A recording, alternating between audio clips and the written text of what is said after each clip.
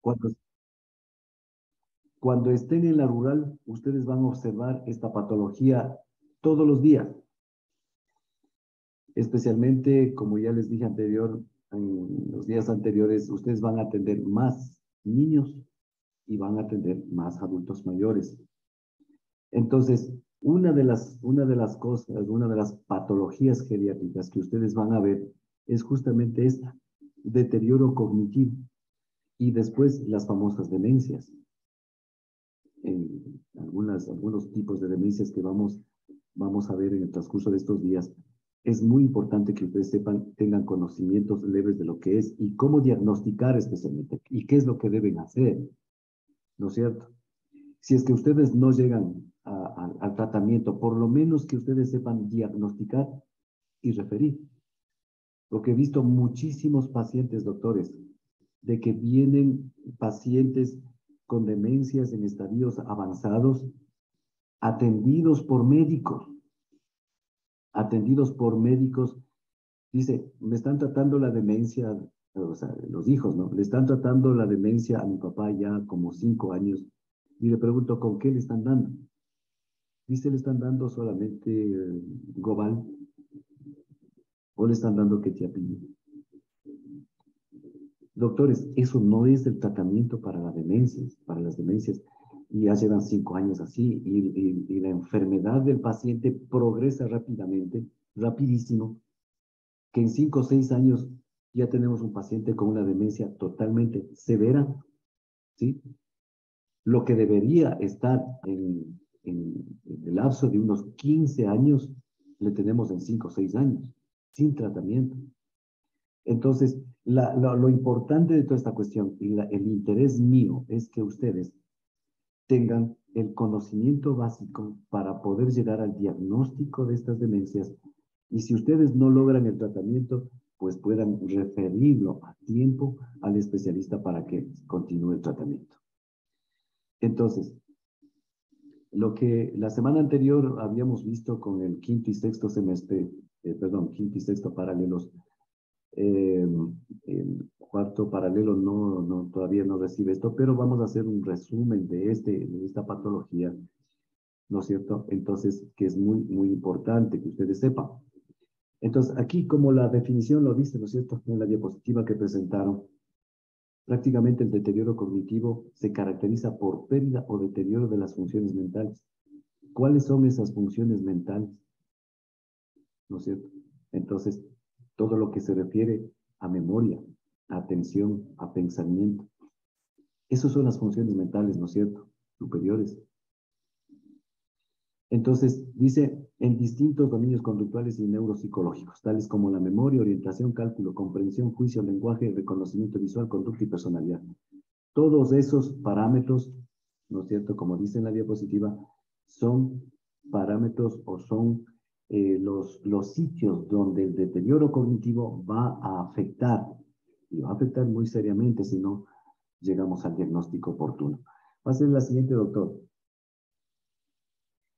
Las causas aquí, los compañeros habían mencionado trastornos del estado de ánimo, ansiedad y depresión. ¿Se acuerdan que cuando hablábamos algo sobre ciertas patologías, yo les decía que pacientes que tienen ansiedad, doctores, acuérdense bien de esta cuestión.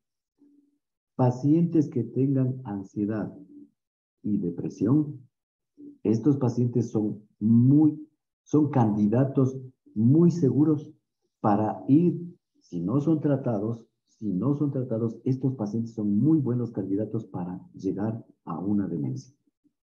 Los pacientes que no han sido tratados, la ansiedad y la depresión, son candidatos muy buenos para llegar a demencias. Entonces, ustedes tienen la obligación, doctores, cuando estén en la rural, de diagnosticar a pacientes con ansiedad y depresión, porque vienen los pacientes acá a la consulta con los hijos, con uno de los hijos. De los 8 hijos que tienen, uno se preocupa y viene y dice, no sé qué le pasa a mi papá, tiene problemas en el sueño, no puede dormir y pasa solamente llorando. Resulta que después de la investigación, después de conversar varias cosas, resulta que este adulto mayor tenía problemas con sus hijos. Y les cuento un caso aquí, nomás recién hace el año pasado, hubo un caso no sé si les mencioné a ustedes, yo creo que sí. Había una señora de 92 años de edad, donde venía a las consultas y a los controles médicos a geriatría, solamente traído por un hijo que era psiquiatra. Y yo le conocía a él, solamente a él que le traía, y cuando la mamá necesitaba hospitalizarla, solamente él se encontraba en la hospitalización. Resulta que sí ha tenido más hijos, ha tenido como 5 o 6 hermanos más este doctor. Entre ellos había una doctora, hermana de él, y habían abogados dentro de esta familia. Entonces resulta que el último ingreso que tuvo la paciente por una insuficiencia cardíaca congestiva descompensada, resulta que ahí salieron los cueros al sol entre hermanos médicos. Vino la doctora, le acusó al doctor de que era un villano, de que era un ladrón. Vino el abogado, le acusó de lo mismo. El doctor se defendió diciéndole que ellos más bien eran los ladrones que les habían robado $16,000 a la mamá. Todo eso discutían frente a la mamá. Y la mamá al borde de la muerte. Imagínense. Y eso sucede en pacientes un poco más conscientes, en pacientes de menor edad, cuando están conscientes, lúcidos, están realizando sus actividades normales. Hijos que se ponen a discutir, hijos que se ponen en juicios, entre ellos, o juicios de los hijos a los padres. O hay otra familia que conocí donde el papá les planteó un juicio de alejamiento a los hijos para que no lleguen. Todas estas cosas, doctores, causan depresión y ansiedad en los adultos mayores. Y si algún rato ustedes no diagnostican eso, ese paciente va a caer en demencia. Entonces, por eso el interés, doctores, de que ustedes aprendan a reconocer estas patologías. Y ahí también dice déficits sensoriales, auditivos y visuales. Doctores, todos los pacientes que tienen problemas auditivos, especialmente auditivos, estos pacientes a la larga van a deterioro cognitivo. Escucharán bien eso, doctores. Todos los pacientes que tienen déficit auditivo y que no usan audífonos, estos pacientes de seguro van a deterioro cognitivo y demencia. Efectos secundarios de medicamentos. ¿Cuáles son los fármacos, doctores, que suelen llevar a deterioro cognitivo? ¿Alguien sabe cuáles son los fármacos? ¿Alguien se acuerda? Veamos a alguien de los que no están con cámara. Doctor Emilio Gómez.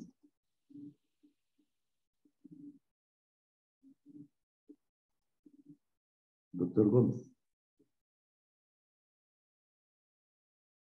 No, perdón, no, sí estoy, doctor, sino que no puedo prender la cámara, doc, porque como está lloviendo, Ya no no le importa. escucho nada, doc. No, Y nos decía lo de los fármacos bueno, estos fármacos, no recuerdo muy bien, pero eran algunos inhibidores de acetilcolina. mm, bueno, pero ¿cuál otro fármaco conocen ustedes que suele, en vez de ayudar? Los AINES también, los antiinflamatorios. ¿Cuáles, perdón? Los AINES. No. Doctora Sabina.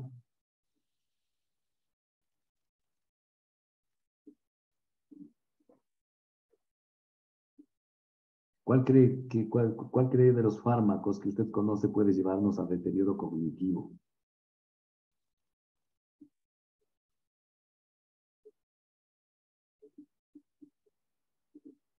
¿No, doctora Sabina? Doctora Diana.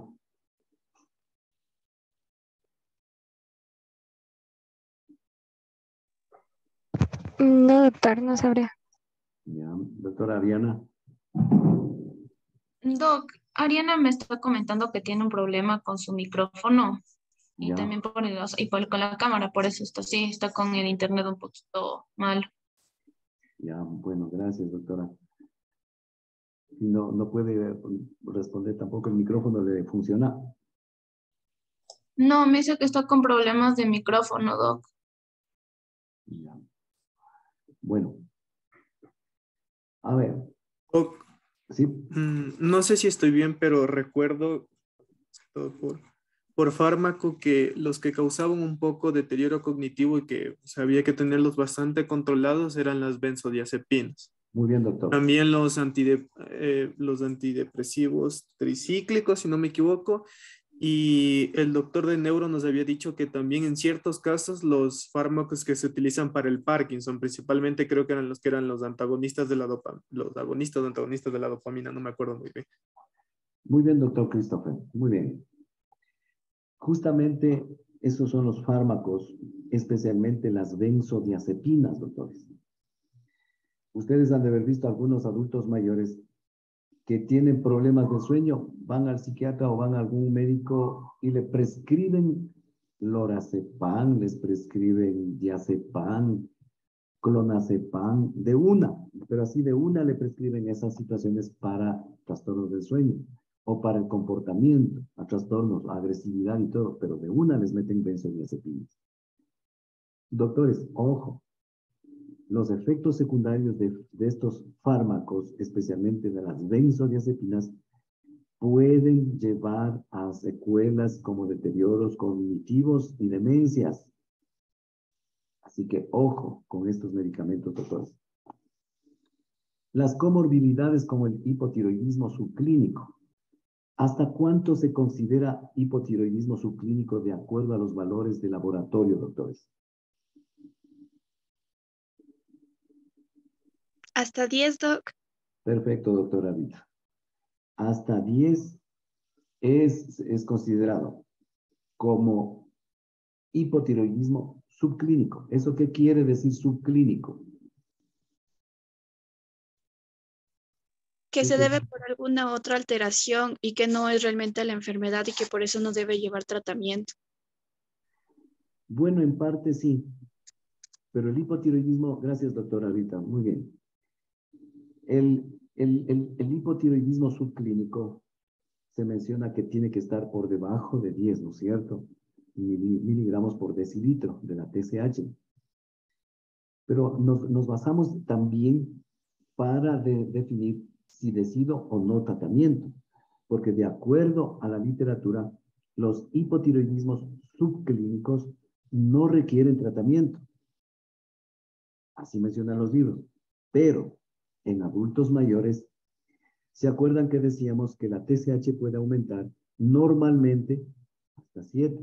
Puede aumentar normalmente por los cambios fisiológicos. Pero si usted encuentra una TSH de 8, 8.5, 9, es un hipotiroidismo subclínico porque está por debajo de 10. ¿Usted le trataría a ese paciente? Sí, no, ¿por qué? ¿Qué dicen doctores? ¿Le tratarían o no le tratarían? No importa que se equivoquen, doctores, ustedes están aprendiendo. Si ustedes me dicen sí, no importa. Si se equivocó, tranquilo, ustedes están aprendiendo. ¿Qué dicen doctores? ¿Usted trataría si un paciente adulto mayor les llega con una TSH de 8, 8.5, 9, siendo un hipotiroidismo subclínico y tomando en cuenta de que los libros dicen que los hipotiroidismos subclínicos no se deben tratar? Pero mi paciente de 80 años tiene una TSH de 9 y tiene pérdida de la memoria. ¿Le trataría o no le trataría? ¿Qué dicen doctores? Yo creo que sí se trata, porque creo que está dentro de las 7 posibilidades de tratamiento en el hipotiroidismo subclínico, pero la dosis es la mitad, creo. Bueno, puede ser, doctora, muchas gracias. Verán, como les acabé de mencionar, ¿no es cierto? Si usted tiene un paciente de 80 años de edad, una TSH de 9, Y en la literatura dice los hipotiroidismos subclínicos no se deben tratar. Dice, ¿y ahora qué hago? ¿Le doy medicación? No le doy medicación. Pero, y mi paciente, además de eso, como les digo, tiene pérdida de la memoria.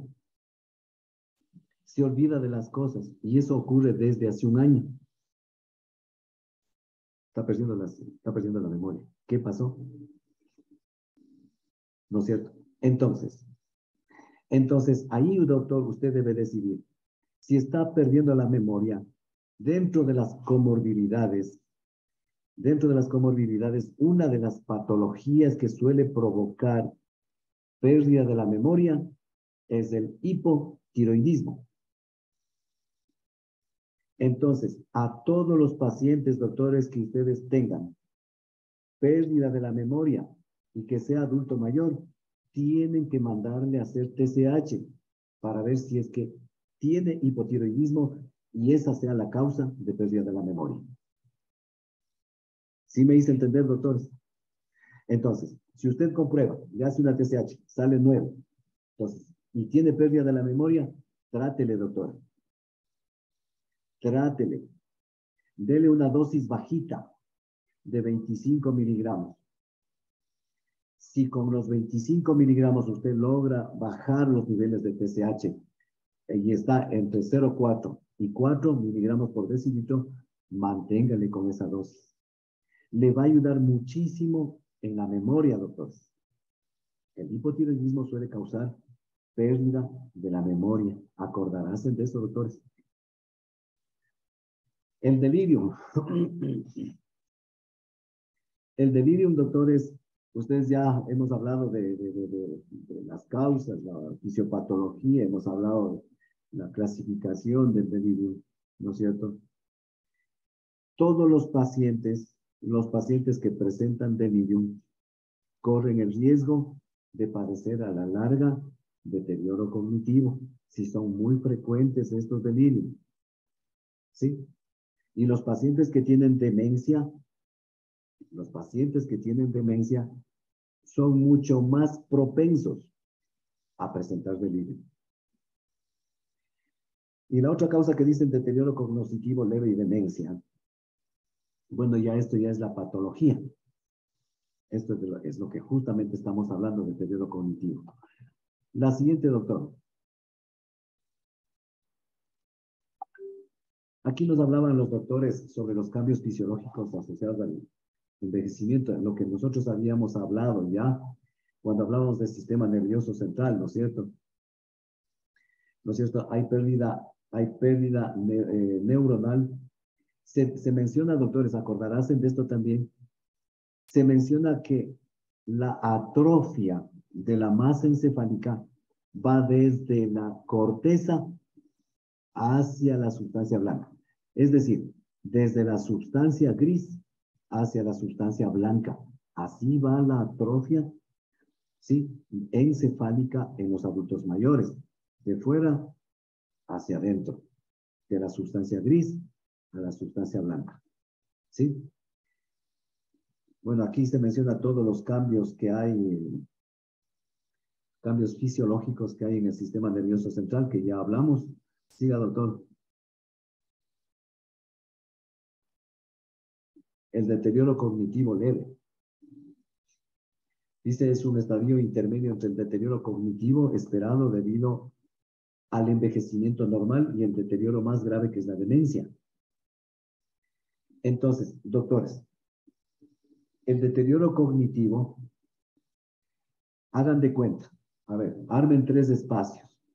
En sus mentes abran 3 espacios. En el primer espacio, ustedes dicen, la pérdida de la memoria se debe a la atrofia cortical normal del adulto mayor. Atrofia cortical normal. También existe pérdida de la memoria.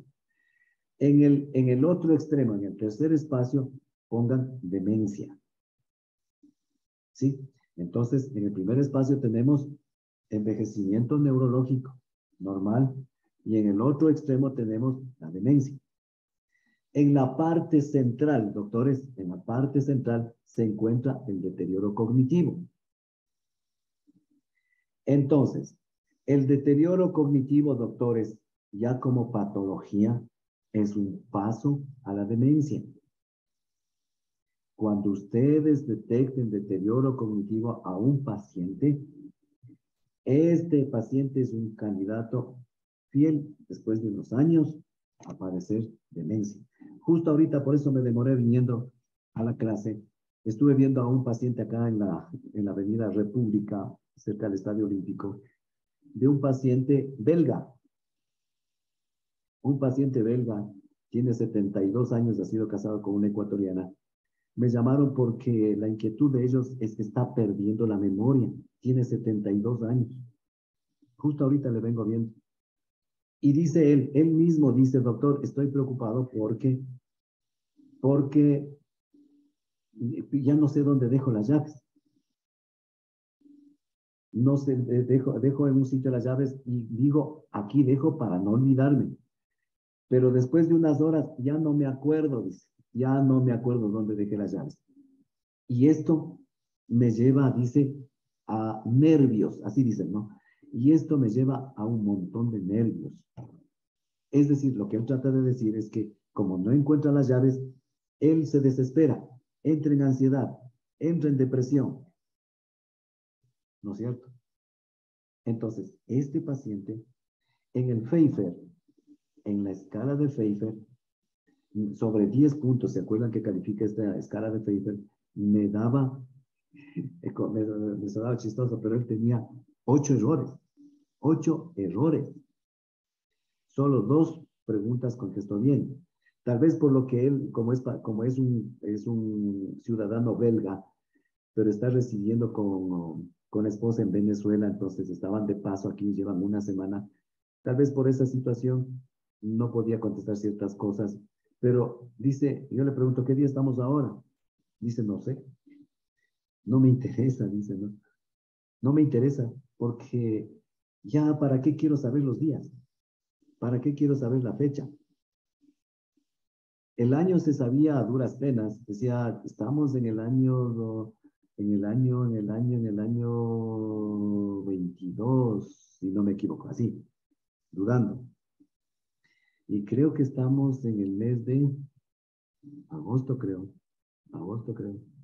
¿Sí? Entonces, este paciente, mi diagnóstico final fue un deterioro cognitivo moderado. Este deterioro cognitivo, dentro del deterioro cognitivo, ustedes pueden clasificarle al leve, al moderado y al grave. Es decir, está en los 3 espacios que les dije que se imaginen, está en el medio. Este deterioro cognitivo es un paso a la demencia. Entonces, a este señor, le expliqué a él, le expliqué a la esposa en qué situación estaban y que debían iniciar el tratamiento urgente. ¿Sí? Entonces, iniciamos el tratamiento con anticolinesteráticos y además con terapia ocupacional, ¿no es cierto? Entonces, van esas 2 cosas de la mano y hemos de hablar sobre esa cuestión. Entonces, doctores, el deterioro cognitivo prácticamente es la etapa intermedia entre lo que es el envejecimiento normal y lo que es ya las demencias. ¿De acuerdo, doctores? Entonces, ahí se caracteriza por esto que dice ahí 1, 2, 3, 4, tipo amnésico, que se ha perdido la memoria reciente, amnésico multidominio. Bueno, estos términos nos explicaban los compañeros anteriormente, ¿no? De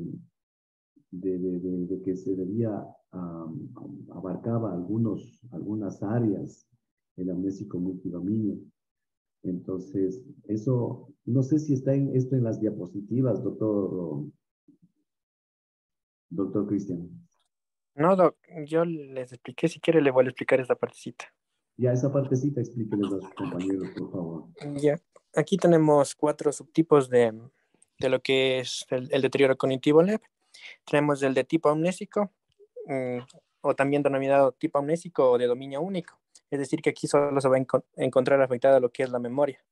En cuanto al tipo amnésico multidominio, tenemos que aquí además de la memoria se van a encontrar afectados otros dominios cognitivos, como puede ser el lenguaje, la concentración, la praxis, entre esos.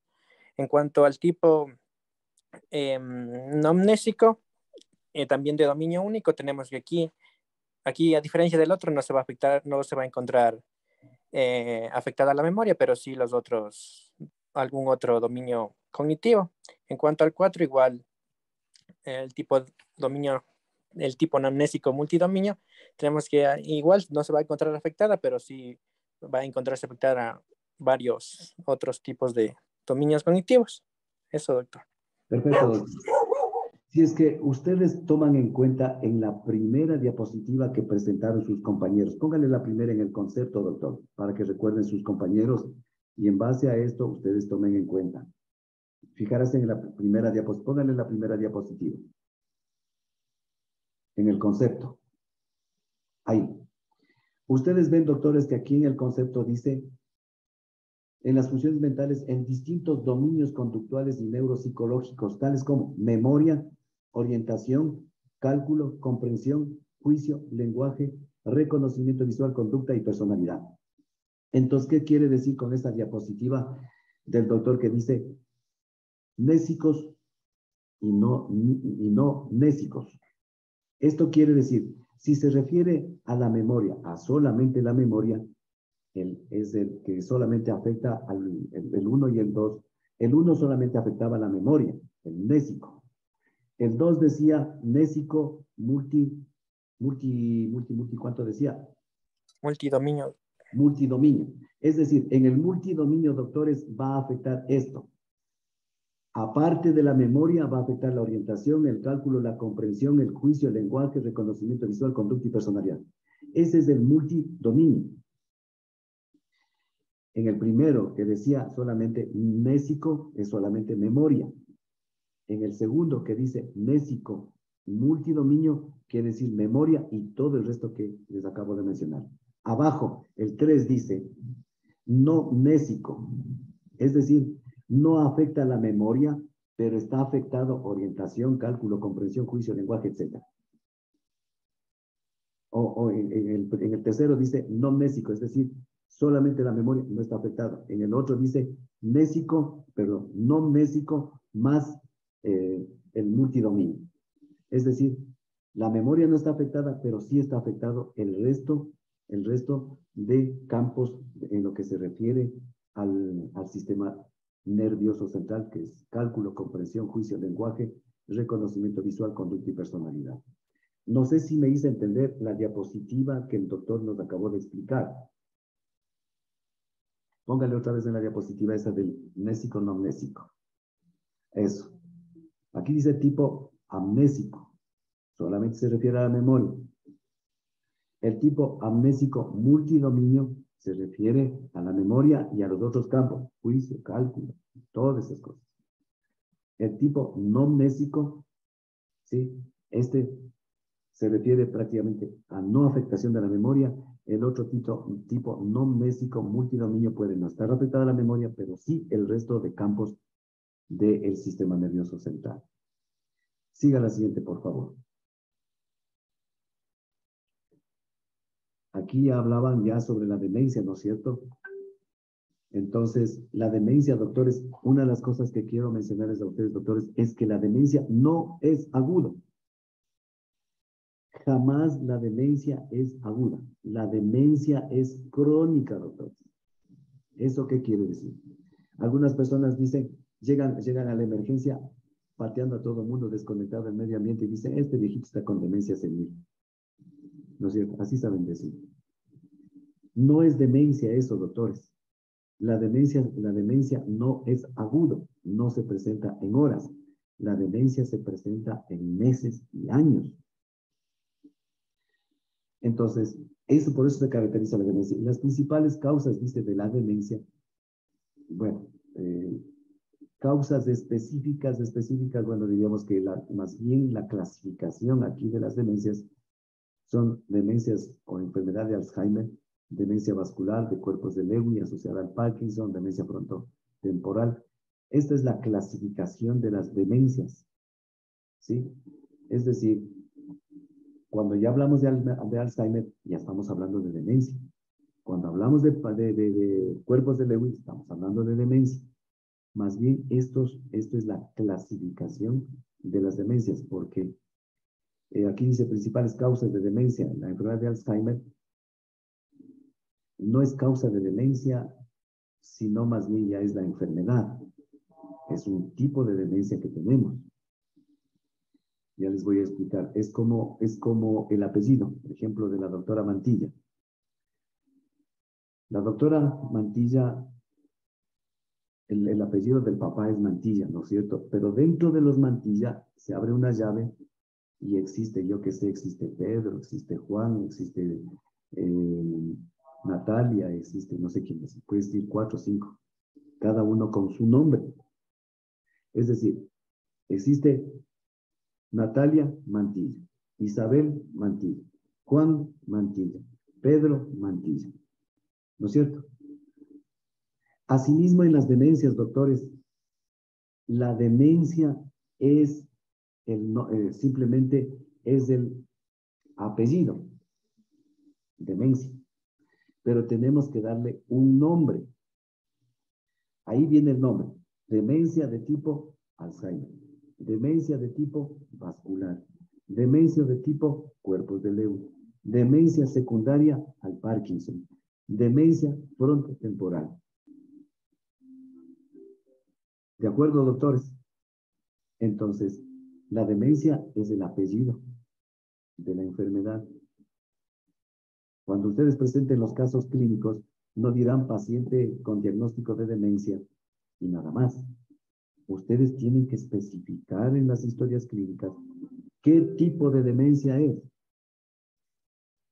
Y clínicamente sí se los puede diferenciar. Clínicamente, como ya hemos de ver. La siguiente pase, doctor. Los doctores mencionaban estas pruebas diagnósticas, ¿no? Que ustedes ya conocen dentro de las escalas geriátricas que ustedes tienen en el librito. Este es el Mini Mental de Folstein, o el MMSE, ¿no es cierto? Esta escala tiene, ¿cuántos puntos tiene esta? A ver. 5. Perdón, ¿cuántas? 5. 5. ¿Sobre cuánto está valorada esta escala? No sé si es la de 15 o de 30 preguntas. Está valorado sobre 30 puntos, pero evalúa 5 cosas. Perfecto. Entonces, esta escala del MMSE tiene 30 puntos, la de Folstein, o MMSE, ustedes se acuerdan. Entonces, son las preguntas que ustedes ya han hecho, que ya han valorado. Y súbale, por favor, súbale la diapositiva para ver los puntajes. O está en la otra diapositiva. Eso, ya. Entonces, ustedes una vez que han realizado este MMSE, ¿no es cierto? Tienen un puntaje. Entonces, acá en el pie de la página dice punto de corte. 24 a 30 puntos aquí menciona como normal. Pero nosotros, ¿se acuerdan que nosotros dijimos otros puntajes? Dijimos que de 27 a 30 puntos es normal. De 27 a 30 es normal. 25 y 26 es sospecha de deterioro cognitivo. Sospecha de deterioro cognitivo. De 24 para abajo hasta 12, de 12 a 24 es propiamente deterioro cognitivo. Y por debajo de 11 para abajo, nosotros ya hablamos prácticamente de demencia. Así hablábamos en los puntajes anteriores que nosotros habíamos hablado dentro de la escala del MMSE.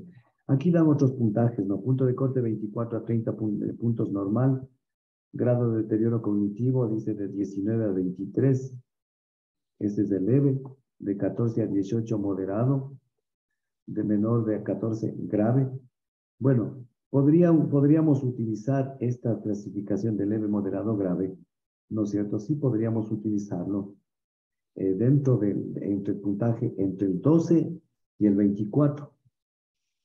Entre el 12 y el 24 podríamos clasificarlo de 19 a 23 leve, de 14 a 18 moderado, y, bueno, aquí le ponen menor a 14 grave, ¿sí? Menor a 14 grave, pero lo que podríamos mencionar es estas, de 19 a 23 como leve, 14 a 18 moderado.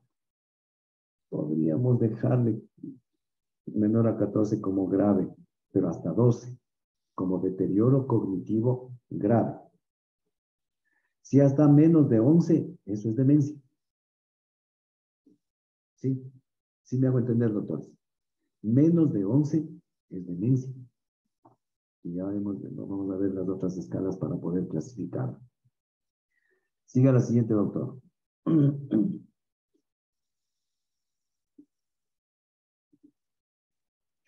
Bueno, aquí también se puede valorar a estos pacientes, ¿no? Con escala, con el test del reloj, ¿sí?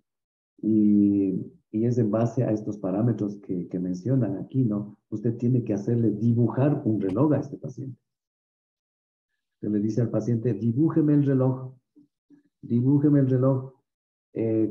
cuarto para las 3, ¿sí? Entonces el paciente tiene que colocar las manillas así, como usted le está disponiendo, cuarto para las 3.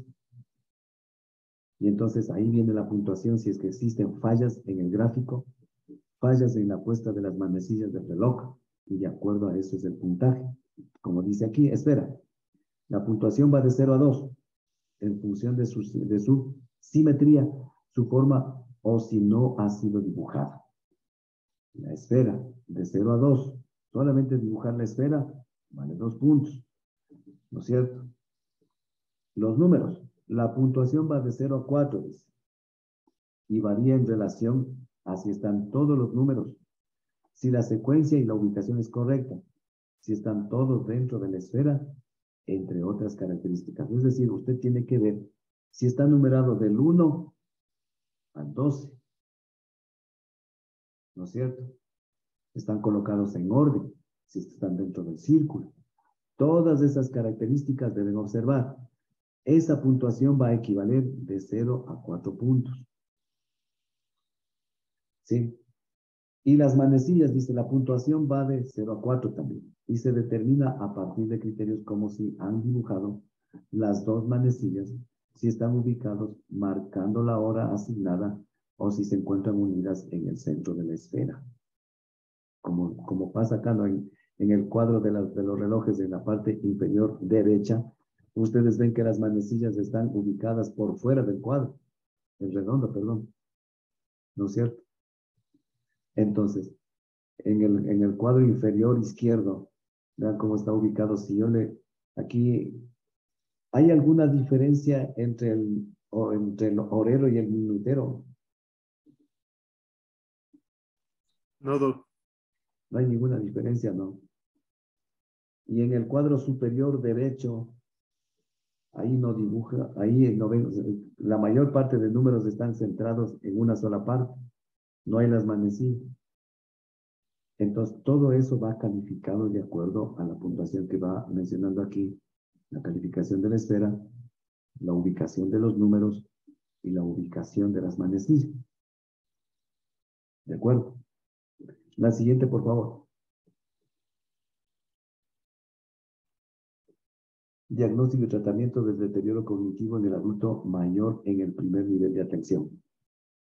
Este es el primer nivel de atención que ustedes van a tener allá, doctores. Cuando ustedes estén en la rural, van a ser ustedes el primer nivel de atención. Es decir, ustedes son los que nos van a mandar a los pacientes diagnosticados a tiempo a nosotros.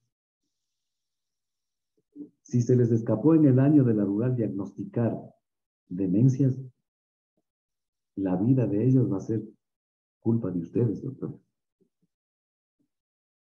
Acordarás, diagnostiquen esta enfermedad. Que si no, claro que bueno, salen de la rural, ya no se han de acordar de los pacientes. Pero el hecho de que hayan dejado pasar por alto el diagnóstico de estas demencias va a ser consecuencia del no diagnóstico para un mal futuro de esos pacientes. Aquí está un resumen nomás de lo que es el algoritmo del deterioro cognitivo. Y esto es lo que ponen énfasis los neurólogos especialmente, donde dice cuadro clínico, en el cuadrado, dice cuadro clínico.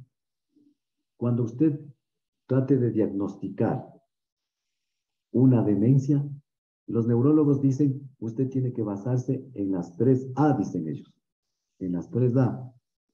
Pero aquí hay 4A. Pero generalmente los neurólogos dicen 3A. ¿Y cuáles nomás son las 3A? Afasia, apraxia y agnosia. Ellos se basan principalmente en estas tres primeras para decir, este paciente sí tiene demencia. ¿Y qué es la afasia? ¿Quién sabe qué es la afasia?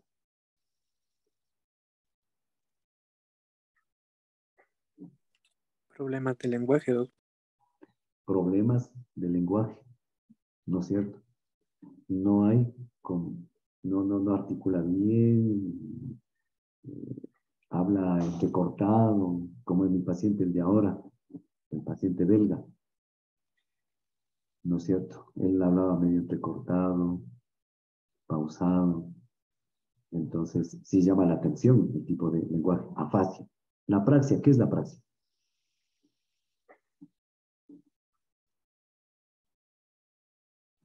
A la persona se le dificulta hacer ciertos movimientos o ciertas órdenes, incluso si las entiende y sabe cómo tiene que hacerlas, no puede hacerlas bien. Eso. Usted le dice, no tengo espera, le dice, por ejemplo, ¿qué es esto? Dice, sí sé para qué sirve, sí sé para qué sirve, pero no sabe qué es, no puede expresarlo. Le indica un esfero, le dice, ¿qué es esto? Sí sé qué es, pero no sabe expresarlo. Apraxia. Y la agnosia,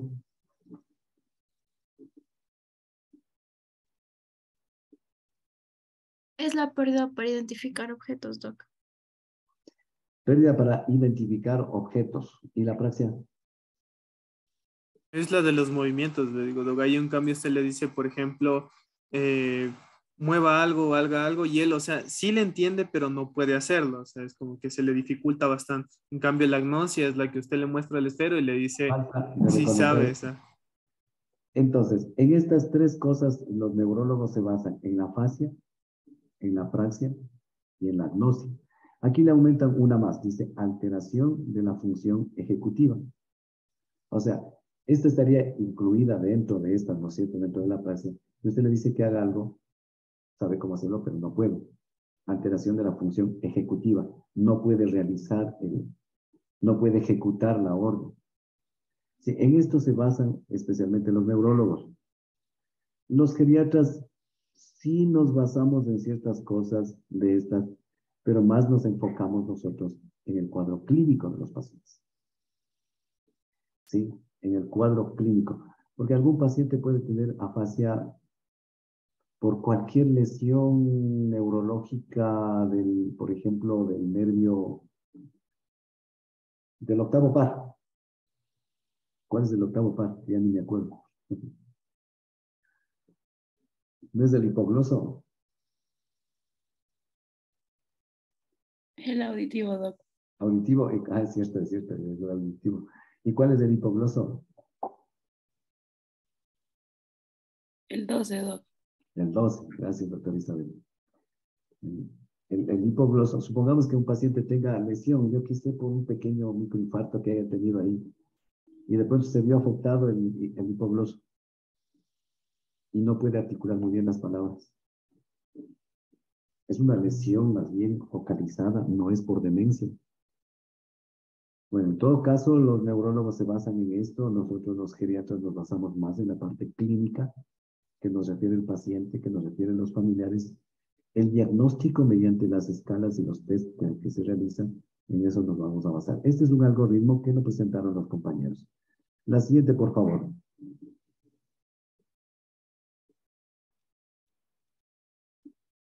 Este es otro algoritmo de descartar causa, deterioro cognitivo leve. Siga la siguiente.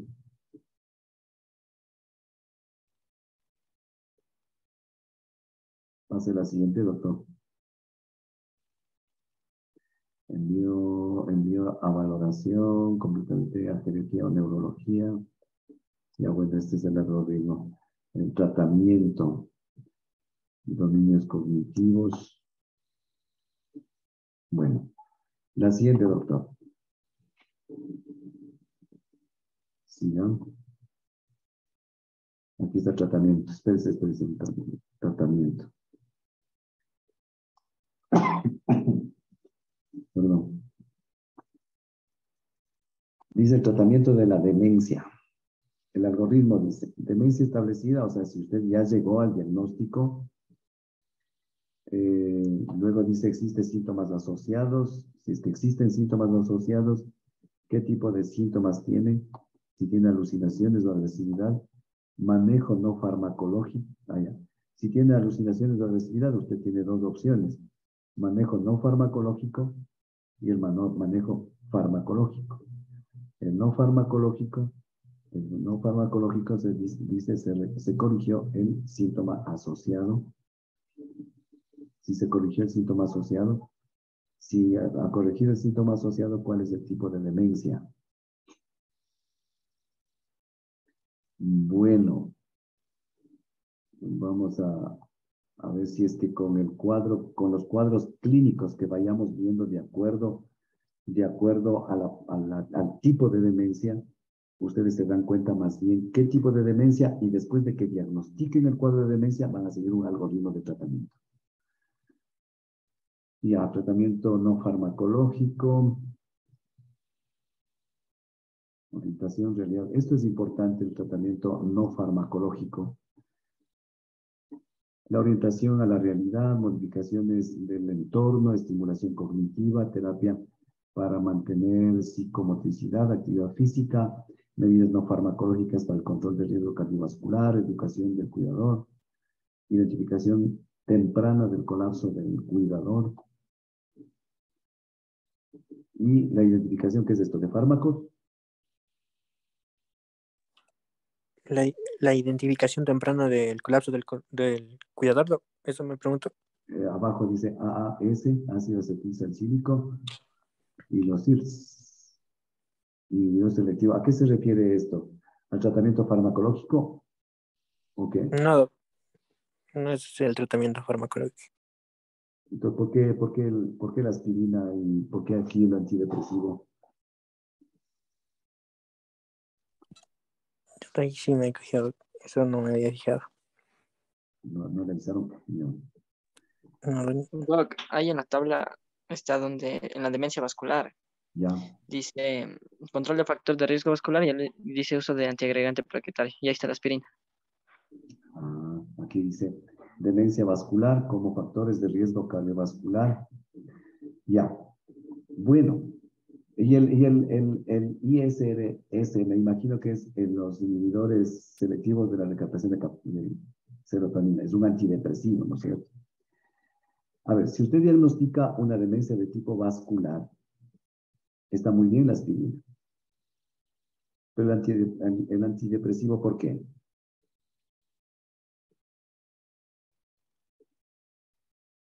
Creo que estaba en la tabla de arriba, Doc. En la tabla anterior está, Doc, porque que el paciente también puede cursar con depresión.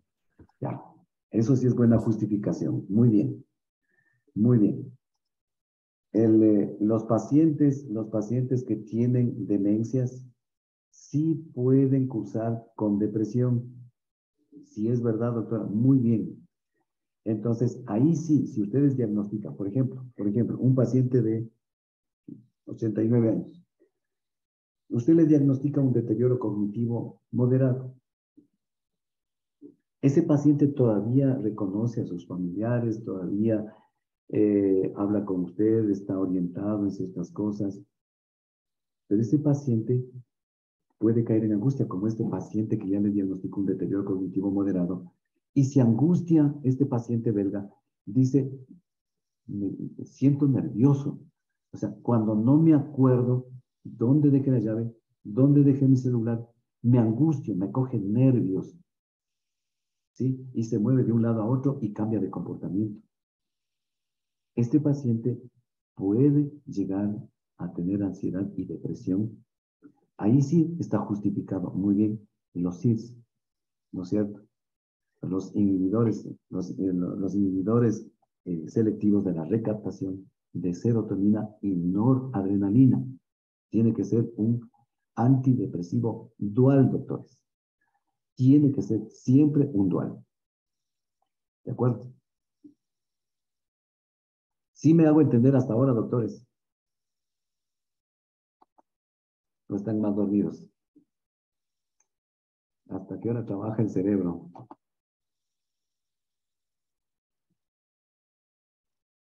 Ya alguien sabe, hasta cuándo trabaja el cerebro. Hasta cuando llegan la hora, dice, ¿qué hora es ahorita? Las 7:18. ¿Qué más tenemos? Siga la siguiente diapositiva.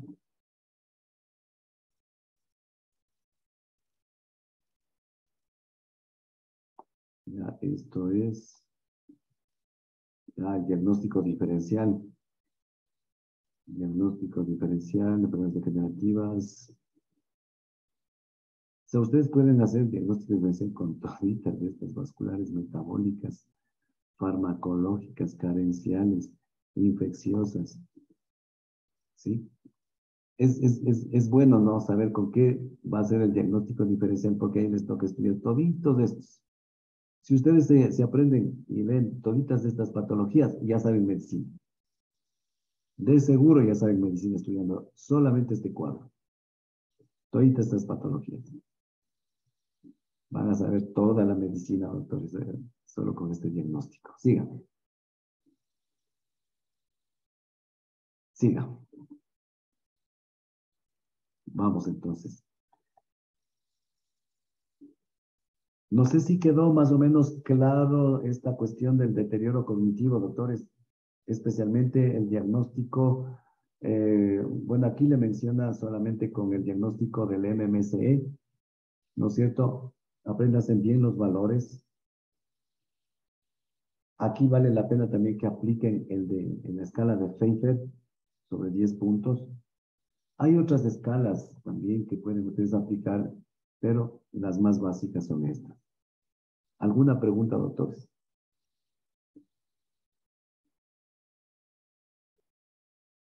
Bueno, ¿qué hora es ahorita? Son 5:20. 5 minutos, doctores, de receso. 5 minutos y que tengan listo la presentación de demencia de tipo Alzheimer. 5 minutos, 7:25 estamos entrando. ¿Le deja prendido este, doctor? Solamente nos desconectamos de las cámaras nomás. Sí, solo de las cámaras. Perfecto. 5 minutos, doctores.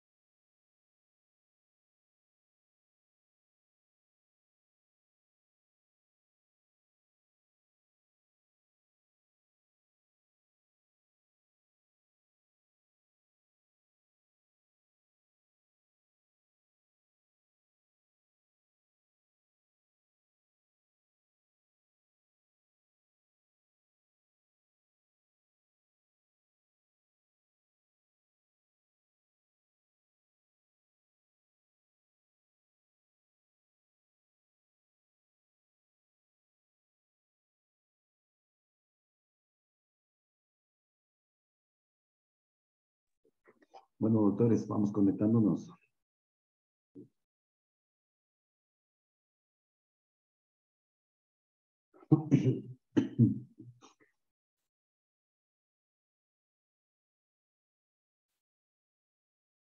¿Estamos listos, doctor John? Sí, doctor. Ya. Ya. Bueno, buenas tardes, doctor y compañeros. Yo les voy a hablar sobre la enfermedad del Alzheimer. Cambio, por favor. Ya, el término de esta enfermedad fue descrito en el año de 1906 por Alois Alzheimer. Se trata de una enfermedad neurodegenerativa, la cual es la más frecuente, y los síntomas principales de esta enfermedad son el déficit de las funciones cognitivas, los trastornos psiquiátricos y las dificultades para realizar las actividades de la vida cotidiana que determinan dependencia de un cuidador. Cambio, por favor. Ya, en la epidemiología, aquí según la incidencia y la prevalencia de esta enfermedad van a aumentar de forma exponencial con la edad. Aquí el 13% de las personas de 65 años o más años sufren de esta enfermedad y es la causa del 50 al 70% de las demencias en los mayores de 65 años y la quinta causa de muerte en este grupo. En la prevalencia global de esta enfermedad es de unos 35 millones de personas en el mundo. Y las predicciones apuntan que en el año del 2030 habrá más de 115 millones de afectados. Cambia, por favor. Ya, en la etiología, aquí el principal factor de riesgo es el envejecimiento, seguido de la historia familiar positiva. Entre otros factores están los factores genéticos predisponentes, también los mecanismos epigenéticos y los factores exógenos ambientales. En los factores genéticos, aquí el 40% de los pacientes presentan una historia familiar positiva y el riesgo de un individuo con un familiar de primer grado afectado es de 2 a 3 veces superior al de la población general. Aquí existen dos formas en que se presenta esta enfermedad, las formas tempranas y las tardías. Aquí en la forma temprana se da un inicio antes de los 60 años y representa entre el 1 al 6% de los enfermos. Se han descubierto 3 genes causales de esta forma temprana, que es el APP, que es el gen de la proteína precursora del péptido beta-amiloide, también la presenilina 1 y la presenilina 2. Aquí los síntomas se inician tempranamente entre los 30 y 60 años. En cambio, en la forma tardía, este representa el 90% de enfermos, y aquí el único gen que se ha relacionado es el que codifica para la apolipoproteína E o la ApoE. Este gen de la ApoE está situado en el cromosoma 19 y codifica para 3 isoformas proteicas comunes, que es E2, E3 y E4. Aquí la variante E2 tiene una frecuencia aproximada del 6% en la población caucásica. El E3 se encuentra en el 78% y el E4 tiene una presencia del 16%. Cambio, por favor. Ahora aquí en los factores de riesgo aquí exógenos. Aquí, además de la edad avanzada y de la historia familiar positiva, también influye el género femenino, el síndrome de Down y también que la persona haya tenido un traumatismo cerebral con pérdida de la conciencia de más de 1 hora de duración. Esto va a facilitar la aparición de esta enfermedad. También otros factores de riesgo más controvertidos son un bajo nivel de escolaridad y cociente intelectual, también la diabetes, tabaquismo, alcoholismo, hipertensión arterial en la edad adulta, hipotensión en la edad senil, etc. Cambio, por favor. Ya, ahora en la anatomía patológica. Aquí macroscópicamente en el cerebro hay una disminución del peso y del volumen y un aumento del tamaño de los ventrículos y de la profundidad de los surcos. También aquí la atrofia es particularmente llamativa en la base de los lóbulos temporales, los hipocampos y las circunvoluciones parihipocámpicas, los lóbulos parietales y frontales. En cambio, microscópicamente aquí se va a comprobar la pérdida neuronal una disminución del número de sinapsis, y esta disminución se debe al procesamiento normal de la APP, que es la proteína precursora de amiloide, la cual esta va a generar especies de beta-amiloides que van a atravesar la membrana neuronal por difusión y se depositan en el neurópilo, donde se van uniendo y aquí van a dañar la sinapsis irreversiblemente. También aquí se observan las placas seniles, los ONF, que son los ovillos neurofibrilares, que estos son depósitos proteicos anormales que aparecen en el citoplasma neuronal. También aparecen neuritas distróficas, degeneración granulovacular, una marcada reacción inflamatoria glial con astrocitos reactivas y angiopatía amiloide. Ya, en la patogenia, aquí en sí la enfermedad del Alzheimer es una proteinopatía que inicialmente se caracteriza por una amiloidosis de la corteza cerebral, seguida de la presencia de la proteína tau. Este hecho patogénico comienza con la proteólisis anómala de la APP, que ya les dije que es la proteína precursora amiloide, que en lugar de esta ocurrir por la vía fisiológica de la alfa secretasa, este procesamiento se desvía hacia la vía beta y gamma secretasas. Entonces aquí se va a producir una excesiva cantidad de beta amiloide neurotóxico que al no ser debidamente aclarado va a originar estas placas extraneuronales y también va a hiperfosforilar la proteína T de los microtúbulos, y aquí es donde van a aparecer los ONFs, que son los ovillos neurofibrilares. Y esto va a provocar así la muerte neuronal en diversas áreas. Cambia, por favor. Ya, en el cuadro clínico existen tres fases. En la fase inicial, aquí el síntoma centinela va a ser la pérdida de memoria episódica verbal y también de la capacidad de la persona tanto para aprender datos nuevos como para recordar también el material recientemente aprendido. Aquí ya van a aparecer pérdidas de atención, de resolución de problemas, del uso de palabras, de la orientación visoespacial. Aquí ya la persona va a perderse en la calle, el paciente no acierta la fecha del día o tampoco reconoce el lugar donde se encuentra. En la fase intermedia o moderada, aquí ya se van a agravar obviamente los trastornos de memoria y se van a acentuar los problemas del lenguaje. Puede aparecer aquí la depresión, la ansiedad, la agitación, la agresividad, el insomnio y otros síntomas psiquiátricos como alucinaciones visuales e ideas delirantes. El paciente aquí ya no va a usar apropiadamente el dinero o el teléfono, y si conduce un automóvil hay riesgo de accidentes. También pierde las habilidades culinarias, el manejo de electrodomésticos, y va a hablar con personas que ven pantalla o en televisión o con su imagen incluso del espejo. Ella comienza aquí en esta fase intermedia moderada a hacerse parcialmente dependiente de un cuidador para asearse, para vestirse o salir de paseo. Y finalmente aquí en la edad avanzada grave, aquí ya empeoran las dificultades para entender el lenguaje, para leer o escribir.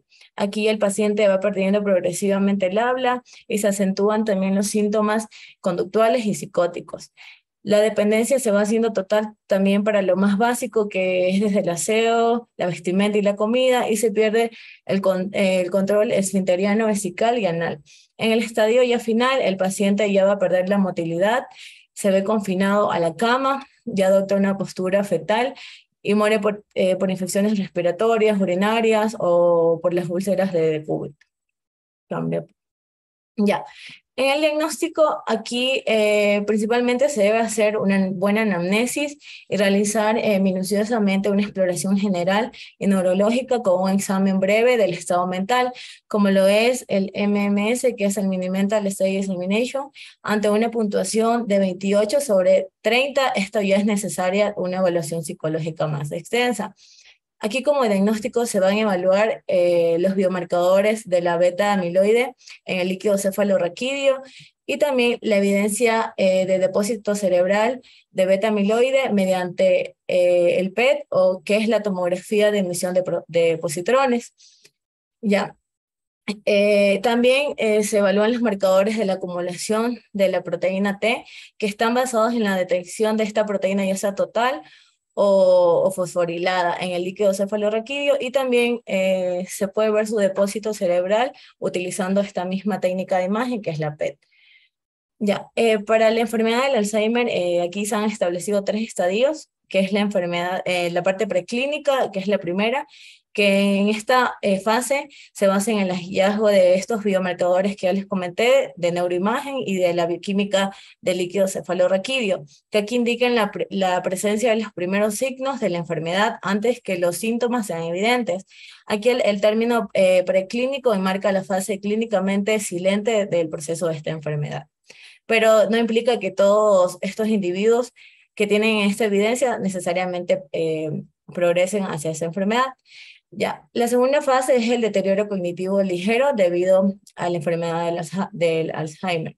Y esta se va a caracterizar por la presencia de alteraciones cognitivas leves suficientes para ser advertidas y medidas, pero sin que exista un compromiso en las funciones y actividades de la vida diaria. Esta entidad no puede ser diagnosticada mediante pruebas de laboratorio y depende esencialmente del juicio clínico. Y por último, la demencia debido a la enfermedad del Alzheimer, que esta ya es una sintomatología caracterizada por alteración de la memoria, del pensamiento y conducta que incapacita ya que a la persona para realizar las funciones habituales de la vida diaria. Ya, ahora en el tratamiento y prevención. Bueno, aquí se disponen de medicamentos específicos para paliar los síntomas al actuar sobre las alteraciones neuroquímicas. Los anticolinesteráticos, que son los inhibidores de la acetilcolinesterasa, aumentan la biodisponibilidad intersináptica de la acetilcolina al inhibir su catabolismo, y entre estos se utiliza el donepezilo, que tiene la ventaja de ser pautado en monodosis nocturnas de 5 a 10 miligramos. También se utiliza la ribastigmina, que se administra en dosis de 6 miligramos 2 veces al día, y también puede usarse en parches transdérmicos en monodosis diaria. Y también la galantamina, que es un modulador del receptor nicotínico y se emplea en dosis de 24 miligramos diaria en función de la tolerancia del paciente. Todos estos medicamentos están indicados por ahora en las fases leves y moderadas de la enfermedad, que mejoran de forma discreta y transitoria la función cognitiva, los síntomas psiquiátricos y la dependencia del cuidador. Probablemente también son eficaces para las fases avanzadas, pero otro medicamento indicado para esta fase avanzada es el antiglutamatérgico de memantina, que es un antagonista de los receptores de la NMDA, que en una dosis de 20 miligramos una vez al día está indicado en estas fases moderadas y graves. Ya, aquí además de estos fármacos, también estos enfermos se benefician de una psicoestimulación cognitiva individualizada aplicada por especialistas. Y aquí, como ya la prevención, en el transcurso aquí de la última década, han fracasado todos los ensayos clínicos que están encaminados a encontrar un tratamiento que pueda modificar la historia natural de la enfermedad del Alzheimer. Pero entre las medidas profilácticas recomendables actualmente se basan en realizar a partir de los 40 y 50 años una actividad física moderada, también una actividad intelectual estimulante y continuada. Y entre otros, evitar el tabaquismo y el consumo excesivo del alcohol, llevar una dieta adecuada, alta en grasas y vegetales mono y poliinsaturadas. También controlar las cifras de presión arterial, colesterol, ácido fólico y glucemia. Y mantener una actitud positiva ante la vida. Cambio, por favor. Gracias.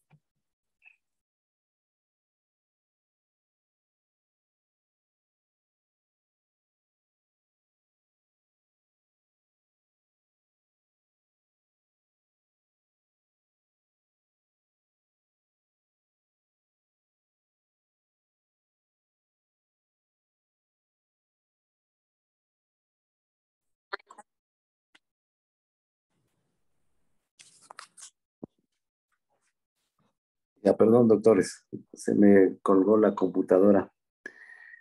Ya, ya terminaría. Sí, doctor. ¿Dónde me quedé? Yo me quedé en el tratamiento y prevención. Después de esa diapositiva, ¿qué venía?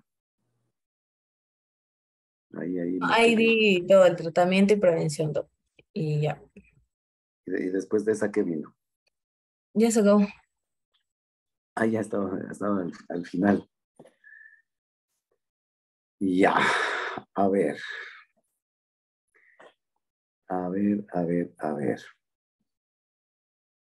Bueno, vamos a ver si es que hacemos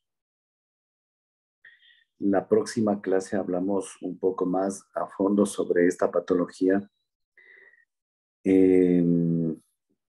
porque me interesa muchísimo que ustedes sepan la fisiopatología, el diagnóstico de esta enfermedad, porque es la más frecuente.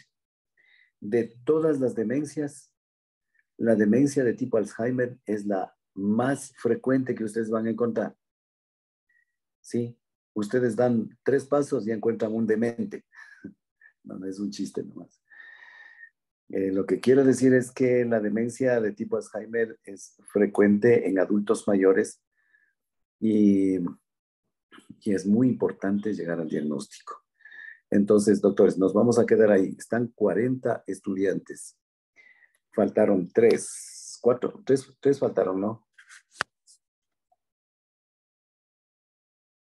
Doctor John, doctora Pame.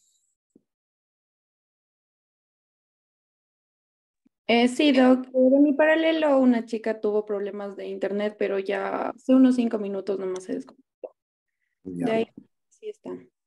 Sí, igual en mi caso, Doc, hay 2 compañeros que no pudieron asistir. Ya. Perfecto. Bueno, ahí usted me da el listado, doctora Pami, doctor John, de los compañeros. Bueno, doctor John, doctora Pami, compañeros, nos vamos a... ahí vamos a quedar. En la próxima clase voy a hacer un pequeño resumen de lo que es la demencia de tipo Alzheimer para que ustedes tengan bien entendido de lo que se trata esta enfermedad. ¿De acuerdo? Entonces, en este caso tendríamos ya por separado y presencial, doctora Pame, el día lunes a las 5, ¿no? De 5 a 7. Sí, Doc. Ya, presencial el día lunes de 5 a 7 y con John nos vemos también el próximo viernes de 5 a 7. ¿Están yéndose a las prácticas en las noches? ¿O en el día? Sí. En la tarde están yendo. Ahí en el día también están yéndose. Sí, Doc, de mi paralelo en el día se está yendo la chica. Sí, también haciendo el pase de visitas nomás, Doc. Ya. Bueno, perfecto. Bueno, está bien. Ya yo el próximo miércoles ya me reincorporo. El miércoles. Ya me reincorporo a la vida normal, trágica del médico tratante. Ya, doctores, nos vemos entonces la próxima semana, el día lunes y el viernes, ¿no? Cuídense, Ya, doctor. Buen fin de semana. Hasta luego. Gracias, Doc. Hasta luego, Doc. Hasta luego. Hasta luego, Gracias, doctor.